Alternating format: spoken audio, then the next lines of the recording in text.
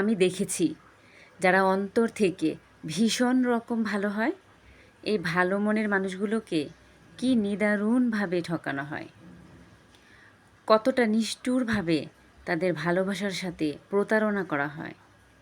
আসলে কি জানেন তো, যারা সত্যি সুন্দর মনের মানুষ হয়, যারা আসলেই স্বার্থ বোঝে না, যারা নিজেদের নিয়ে সারাক্ষণ পড়ে থাকে না, আমি দেখেছি তারাই সবচেয়ে বেশি ঠকে। আরেকটা কথা কি জানেন, ভুল জায়গায় স্যাক্রিফাইস আর ভুল মানুষের সাথে কম্প্রোমাইজ আপনাকে না দেবে সুখ, না দেবে সফলতা। আপনাদের সাথে কথা শেয়ার করছি আর আমার কাজগুলো হাতে হাতে করে নিচ্ছি।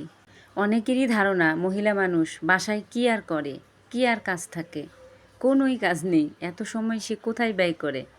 আসলে আমরা যারা কাজ করি তারা মোটেই সময় পাই না। আমাদের সময়টা যে কিভাবে কোন দিক দিয়ে চলে যায় আমরা নিজেও বলতে পারি না।